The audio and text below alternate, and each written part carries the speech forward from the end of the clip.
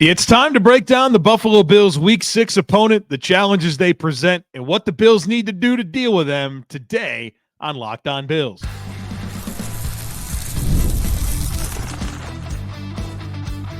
You are Locked On Bills, your daily Buffalo Bills podcast.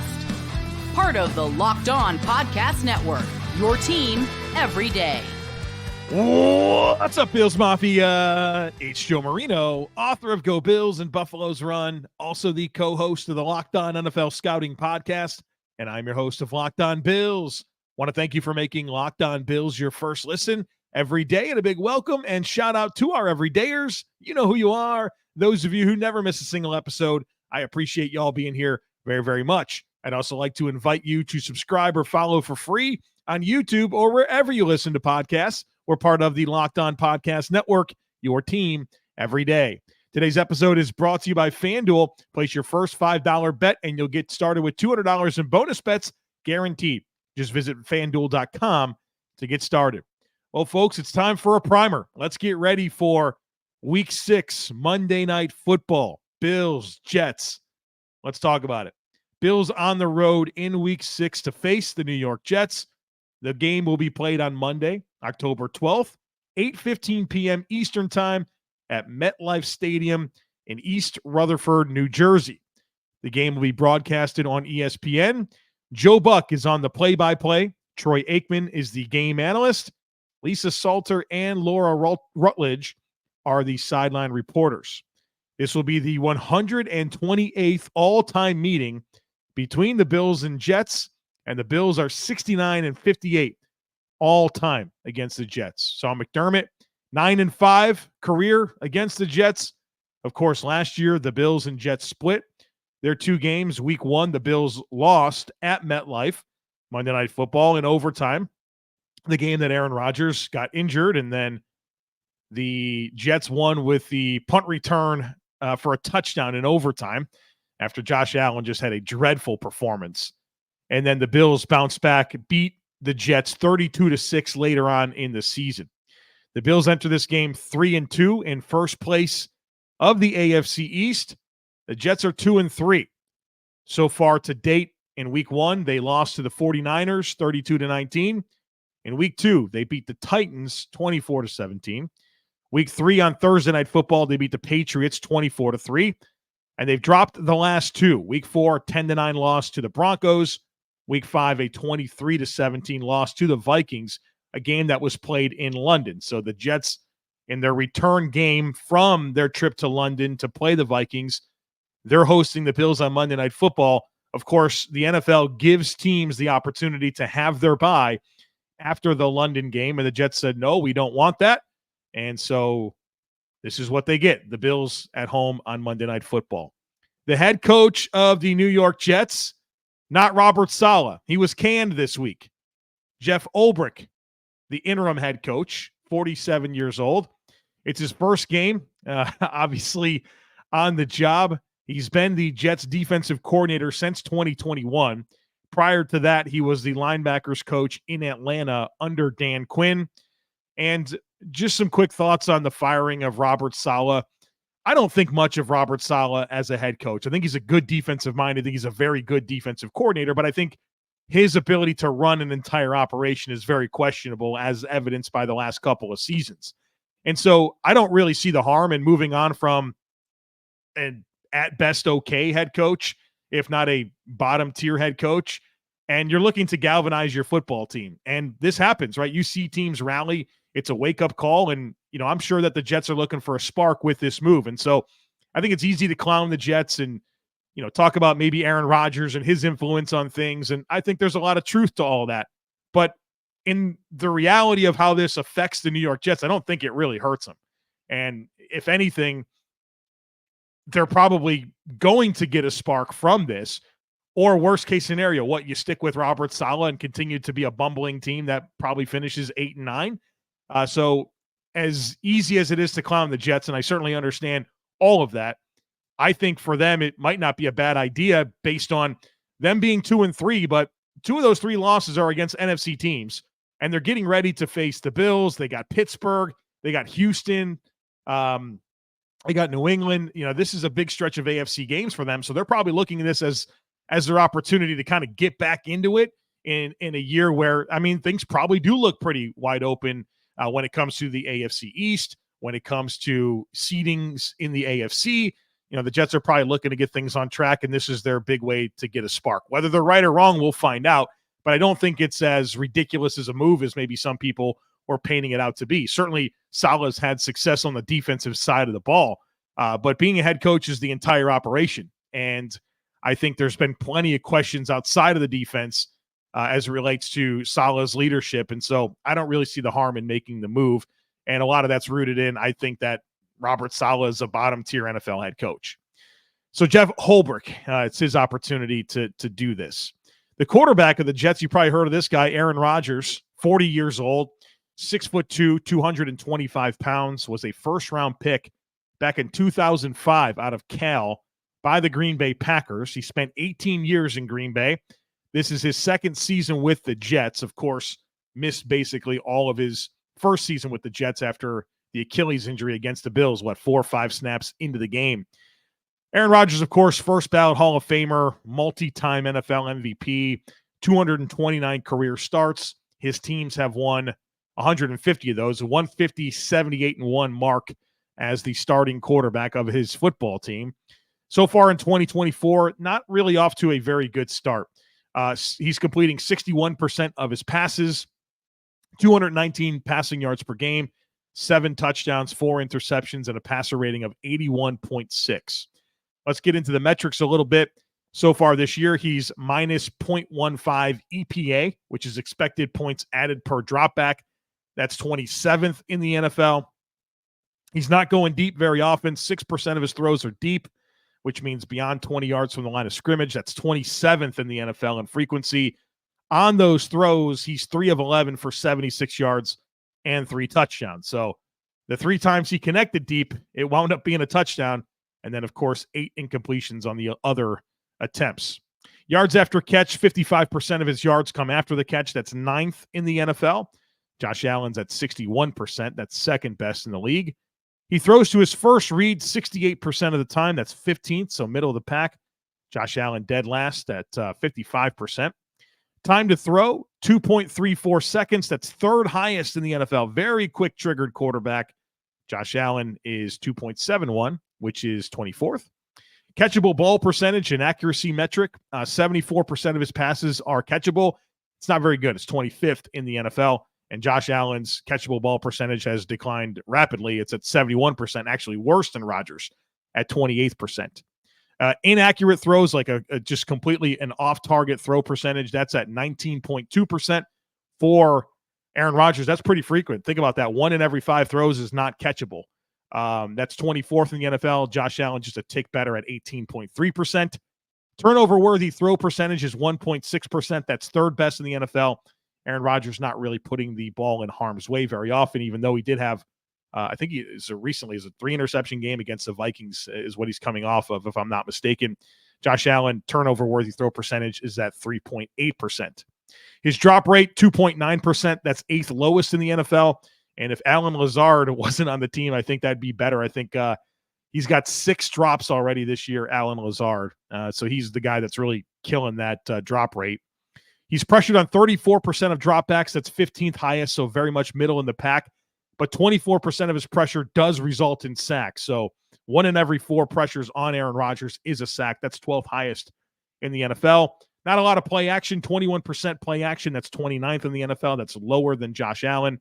Obviously not much of a dual threat quarterback, but Aaron Rodgers will take off and run. I think he's got like 8 carries for 34 yards this season, so not a big part of what he does, but you can't sleep on it. But, as a guy that's older, coming off of an Achilles, I think he's got a couple of leg injuries right now, maybe an ankle and a hamstring. Coach Olbrich talked about this week. Obviously no threat of him not playing, but some things that he's dealing with. So I'm not sure really moving around and running is going to be a big part of what he does, but you can't sleep on it. And so just some quick thoughts here on watching Aaron Rodgers this year. I think 2 things come to mind just stylistically about how he's playing the game. He either does 1 of 2 things, it feels like to me. He gets the ball out extremely quick. So take free access, rip the ball, get it out quick. and ask his receivers to produce after the catch. You see a lot of that, just rock and throw, get the ball, get it out.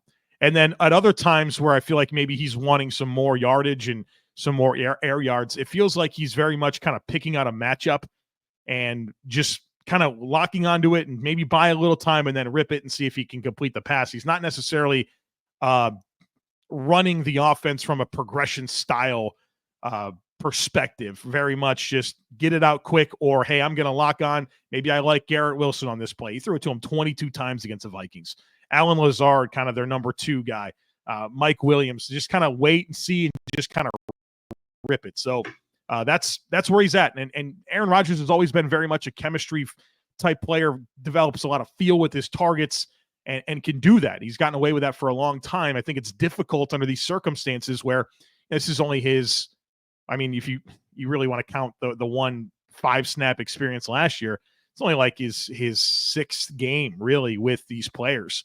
And yeah, I think it shows. And so that's how he's playing the position right now. And we'll see how that continues to work or not work for him the rest of the year. All right, coming up on the other side of it, we're going to talk about this offense. They have a new play caller this week. We'll talk about their personnel and keys for the Bills defense. Folks, be sure to stick with me. With Robinhood Gold, you don't need a silver spoon to eat up the financial favors of the 1%. Robinhood Gold allows you to get rates and perks usually reserved for the high society. Now, the resourceful individual with Robinhood Gold can earn a rate of 4.5% APY in uninvested cash, receive unlimited 1% deposit bonuses, and be rewarded with a handsome 3% retirement boost on an IRA account. Robinhood Gold provides the privileges of a high net worth for any net worth. These generous benefits are now available for only $5 a month. The new gold standard is here with Robinhood Gold. Sign up at robinhoodgold.com/gold. Terms apply. For product-specific disclosures, visit robinhood.com/gold. Investing involves risk. Rate may change. Gold membership is offered by Robinhood Gold, LLC. PrizePicks is America's #1 daily fantasy sports app with over 5 million active members. PrizePicks is the easiest and most exciting way to play daily fantasy sports. Unlike other apps on PrizePicks, it's just you against the numbers. All you do is pick more or less on 2 to 6 player stat projections and watch the winnings roll in. And PrizePicks is the only real money daily fantasy sports platform with an injury insurance policy, so that way your lineups stay in play even if one of your guys gets hurt. So download the PrizePicks app today and use code LOCKEDONNFL and get $50 instantly when you play $5. That's code LOCKEDONNFL on PrizePicks to get $50 instantly when you play $5. You don't even need to win to receive the $50 bonus. It's guaranteed. PrizePicks, run your game. The offensive coordinator for the Jets is Nathaniel Hackett. This week, he has been stripped of his play calling duties.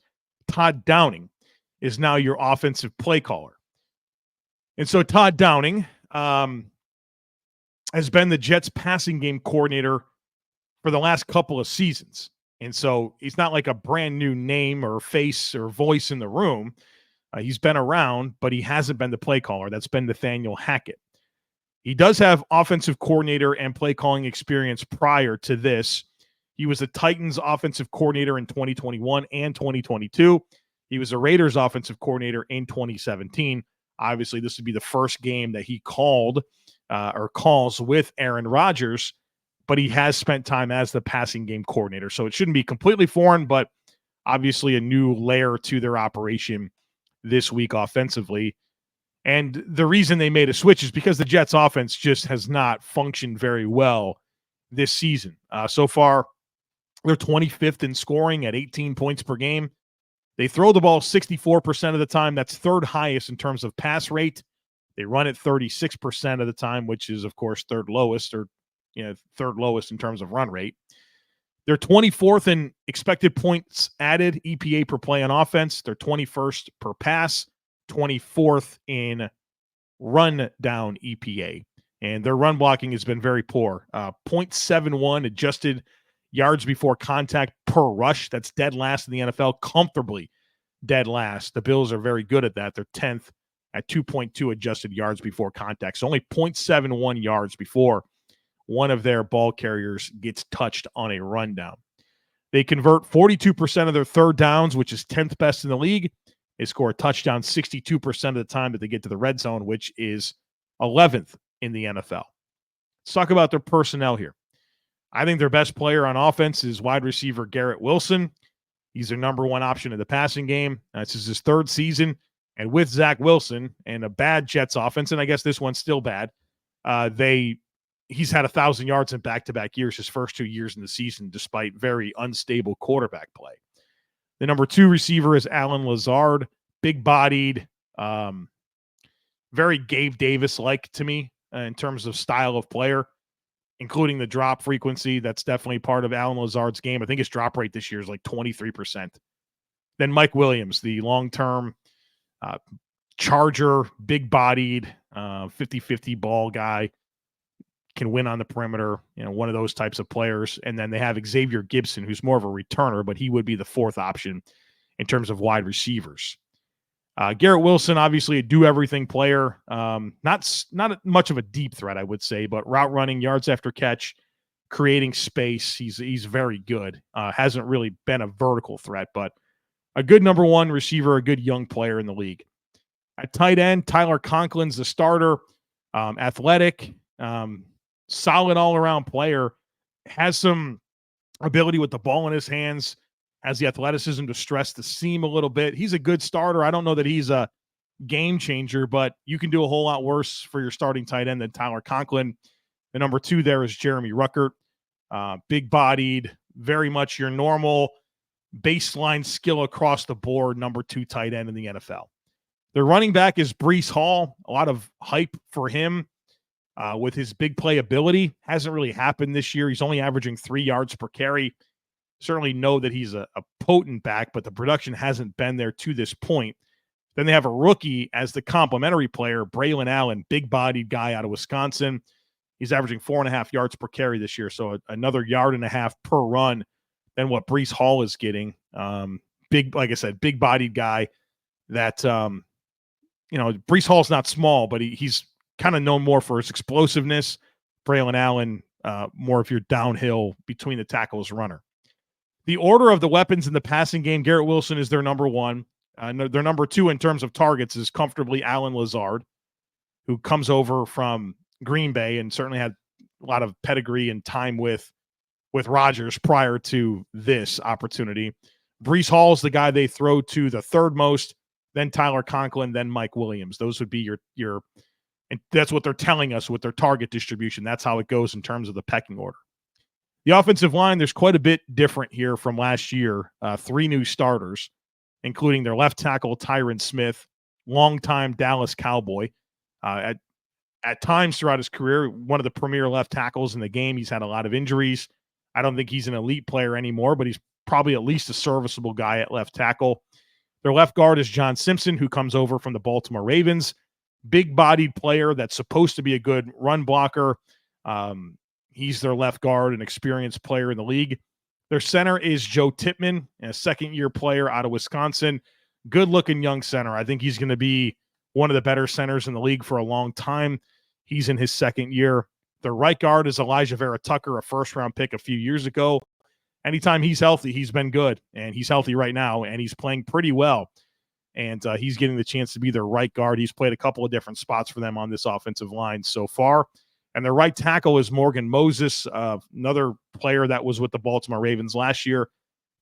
Longtime veteran player in the league. Missed last week against the Vikings.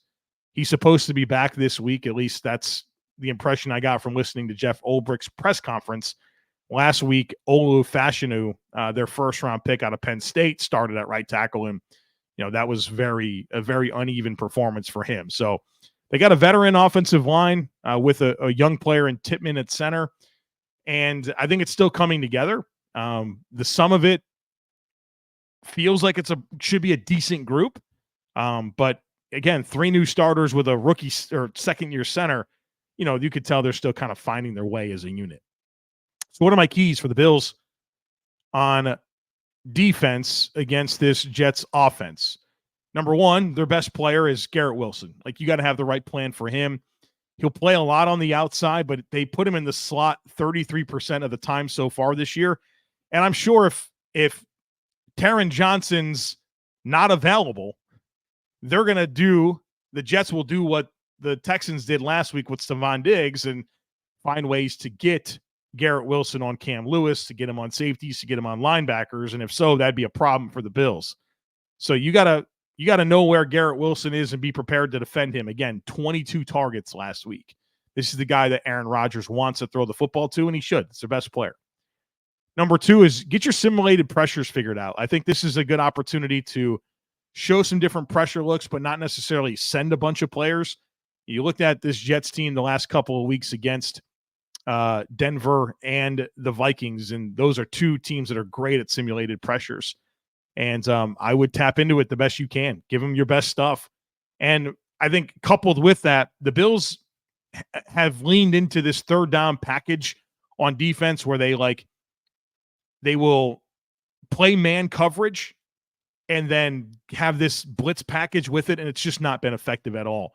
So go ahead and drop that and start using your simulated pressure packages, and especially with Aaron Rodgers and how he likes to play matchups, but he also likes to get the ball out of his hands quick. Start dropping guys from areas that he's not expecting and send guys from areas that he's not expecting and force him to work deeper into the snap and, maybe not necessarily go to where he wants to with the ball initially. And as you've seen Aaron Rodgers hold the ball, he doesn't have that escapability, and you've seen him kind of get stuck in the mud and pressure gets to him. So I think you got to have the right plan there to affect Aaron Rodgers. And then number 3, Breece Hall has been quiet this year. Keep it that way. We don't need any of those explosive Breece Hall long runs. So don't get leaky. He will crease you. He'll take off. He's done it to the Bills. And so you feel at some point their run game's going to be better. Breece Hall is going to have some big explosive plays. Let's keep that on hold for another week. So have the right plan for Garrett Wilson. Develop your pressure packages and make sure that this isn't the week that Breece Hall rips off an explosive run. All right, coming up on the other side of it, the Jets defense, always the story lately with this team. We'll talk about that and how the Bills can attack it on the other side of it. Folks, be sure to stick with me. Hey, NFL fans, you can start the season with a big return on FanDuel, America's #1 sportsbook. So when you get a hunch in the middle of the game, you can check out the latest stats, view live play-by-play, and so much more on the same page that you place your bets. You get started with $200 in bonus bets guaranteed when you place your first $5 bet.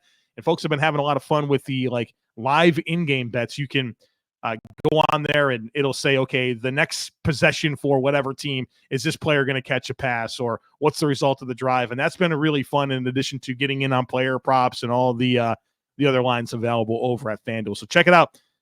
Again, $200 in bonus bets guaranteed when you place your first $5 bet.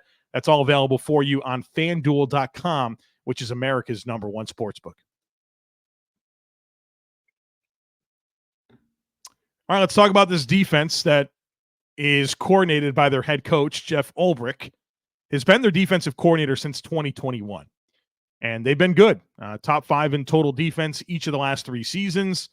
And they're off to a pretty good start metrically this year, even if I think maybe some of their personnel is different, particularly with their defensive line. And I think that will cause some issues for them, but their back 7 really, really good. Let's talk about it.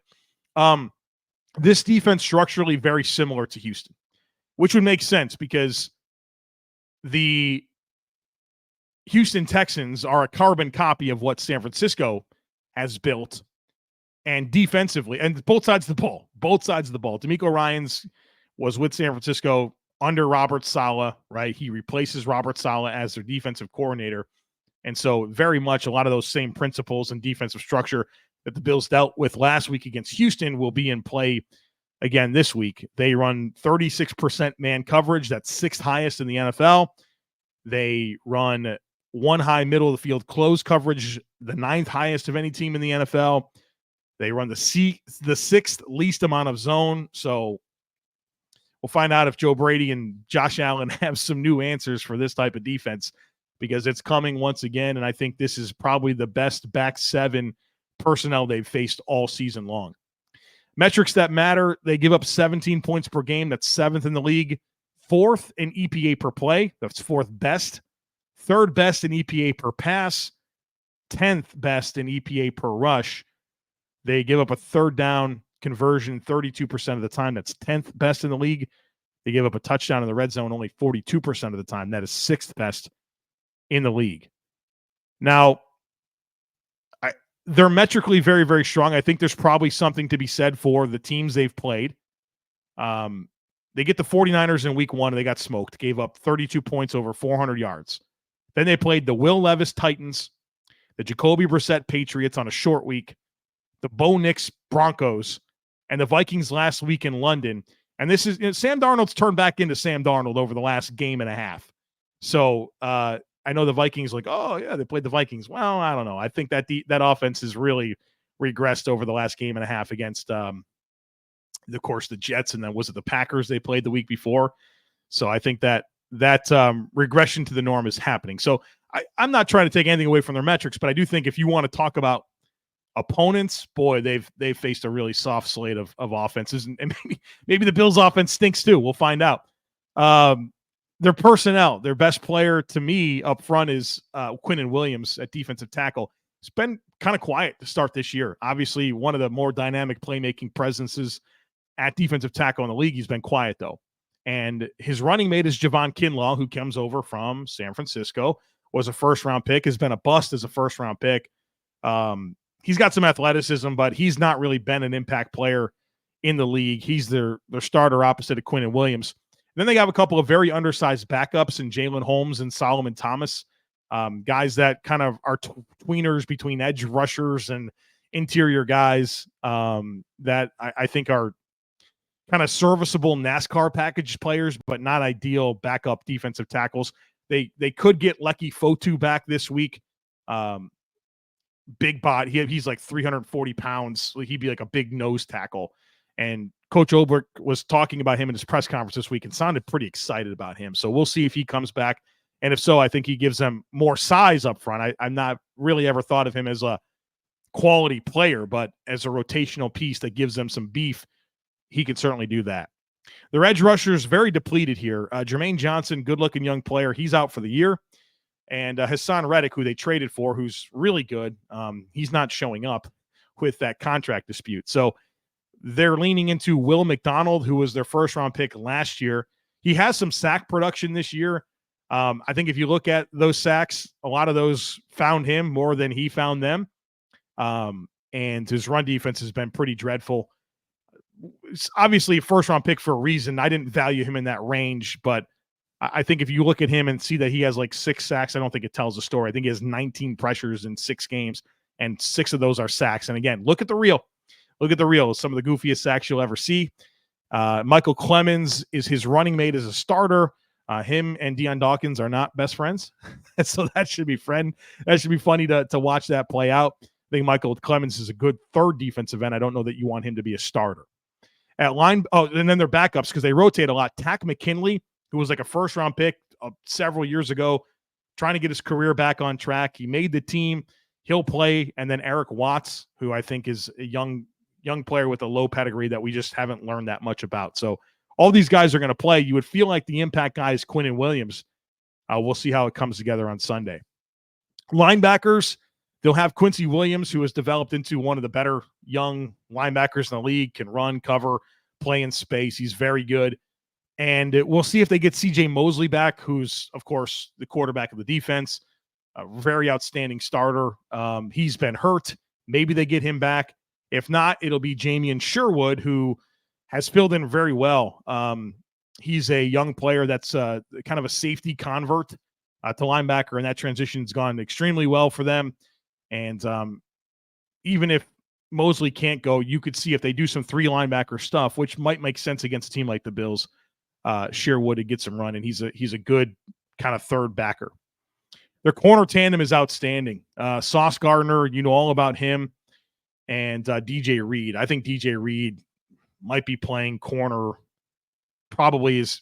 I don't know if he's been better than Pat Surtain, but DJ Reed's been one of the best 5 corners in the NFL so far this year. He's playing extremely confident, and I wouldn't mess with him.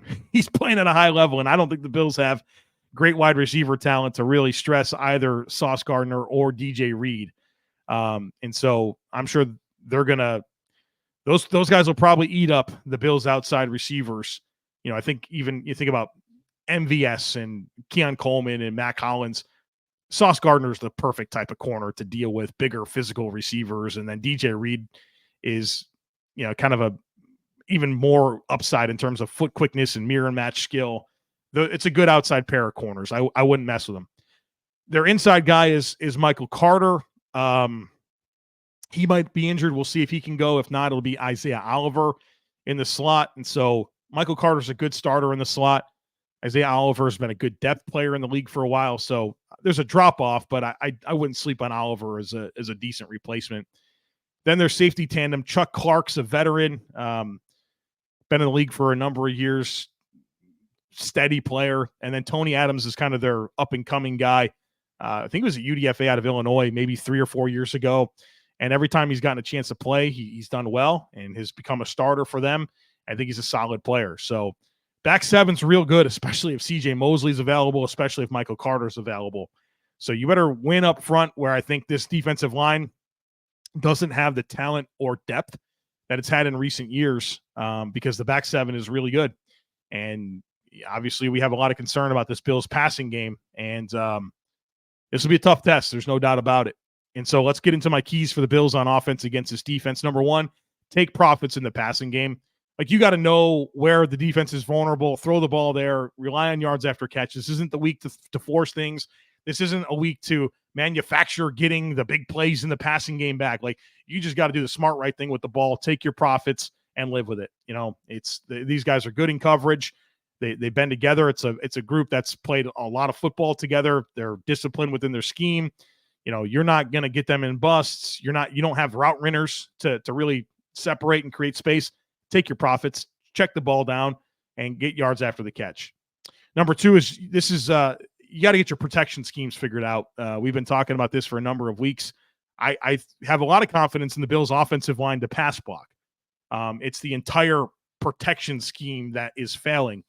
Sometimes it's Josh Allen and not recognizing free runners and getting the ball out. Sometimes it's not having hot routes available. Sometimes it's whoever stays in to help, not being in the right spots. This is a team that's had success rushing the passer. They're second in sack percentage. So in percentage of pass plays that end in a sack, they're second in that. They're third in pressure rate on quarterbacks.